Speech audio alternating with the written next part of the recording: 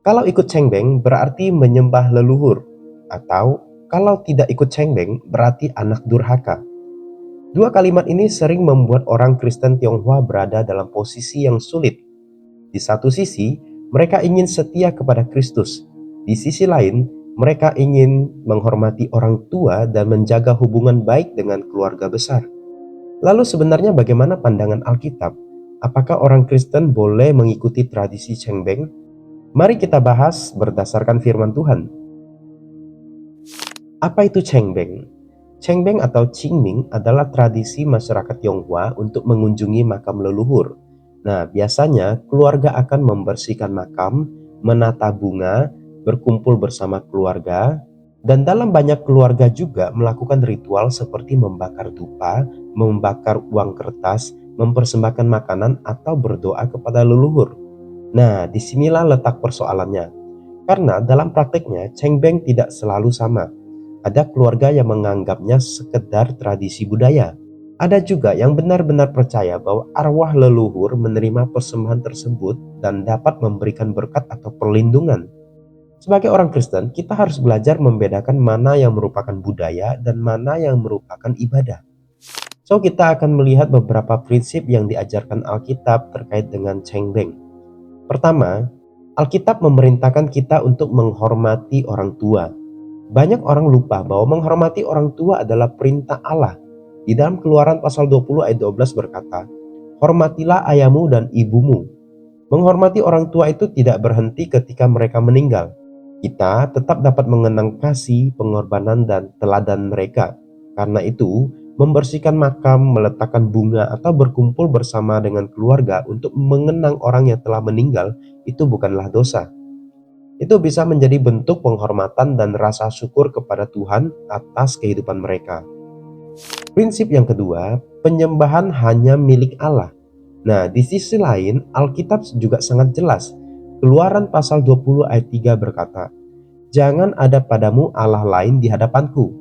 Jadi ketika seseorang mulai berdoa kepada leluhur, meminta perlindungan kepada orang mati, mempersembahkan makanan agar arwah menerima, atau membakar uang kertas karena percaya leluhur membutuhkannya, maka praktek itu sudah memasuki wilayah keagamaan, bukan lagi sekadar budaya. Sebagai orang Kristen, kita tidak boleh ikut melakukan hal-hal tersebut. Bukan karena kita tidak menghormati leluhur, justru karena kita menghormati Allah lebih daripada siapapun. Lalu apa kata Alkitab tentang orang mati? Nah, Alkitab mengajarkan bahwa manusia meninggal, nasib kekalnya berada di tangan Allah. Ibrani pasal 9 ayat 27 mengatakan, "Manusia ditetapkan untuk mati hanya satu kali saja, dan sesudah itu dihakimi." Artinya, orang yang sudah meninggal tidak lagi membutuhkan makanan, uang, rumah kertas, atau mobil kertas, atau bahkan barang-barang yang dibakar oleh keluarga. Semua itu mungkin memiliki makna dalam kepercayaan tertentu, tetapi Alkitab tidak pernah mengajarkan bahwa persembahan orang hidup dapat dikirim kepada orang mati. Keselamatan itu tidak ditentukan oleh apa yang dilakukan keluarga setelah seseorang meninggal, melainkan oleh anugerah Allah melalui iman kepada Kristus. Lalu pertanyaannya, bolehkah hadir saat cengbeng? Jawabannya adalah tergantung apa yang dilakukan. Jika hadir untuk membersihkan makam, mengenang orang tua, menghormati keluarga, atau mempererat hubungan keluarga, hal itu dapat dilakukan dengan hati nurani yang bersih. Namun, jika diminta untuk menyembah leluhur, membakar persembahan sebagai bentuk ibadah, berdoa kepada orang mati, atau melakukan ritual yang bertentangan dengan iman, maka orang Kristen sebaiknya menolak dengan hormat. Mungkin tidak mudah, tetapi kesetiaan kepada Kristus itu kadang memang menuntut keberanian. So, bagaimana menolak tanpa menyakiti keluarga? Nah, inilah bagian yang paling sulit. Kita tidak perlu marah, tidak perlu menghina tradisi keluarga, tidak perlu berkata, "Ini semua penyembahan berhala." Sebaliknya, kita dapat berkata dengan rendah hati, "Aku tetap menghormati papa, mama, kakek, atau nenek. Karena itu aku datang, membersihkan makam dan mengenang mereka. Tetapi sebagai pengikut Kristus, aku tidak dapat mengikuti bagian ibadahnya. Kiranya keluarga bisa menghormati keyakinanku, sebagaimana aku menghormati kalian." Sikap seperti ini menunjukkan kasih sekaligus keteguhan iman. Nah, Yesus sendiri mengajarkan bahwa kasih kepada Allah harus menjadi yang terutama. Kasih kepada keluarga sangat penting, tetapi kasih kepada Tuhan harus selalu berada di atas segalanya. Ketika keduanya bertabrakan, orang percaya dipanggil untuk tetap setia kepada Kristus.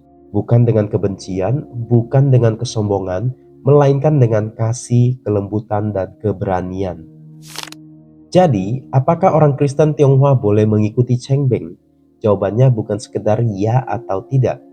Boleh hadir untuk menghormati dan mengenang leluhur, tetapi tidak boleh ikut dalam ritual yang merupakan penyembahan atau kepercayaan yang bertentangan dengan firman Tuhan. Menghormati leluhur adalah kasih, tetapi menyembah hanya Allah adalah iman. Dan keduanya tidak boleh dicampur. Sebagai orang Kristen, kita dipanggil untuk menghargai budaya sejauh budaya itu tidak bertentangan dengan firman Tuhan. Karena identitas kita yang terutama itu bukanlah sebagai orang Tionghoa, Jawa, Dayak, Batak, atau suku apapun. Identitas kita yang terutama adalah sebagai murid-murid Kristus.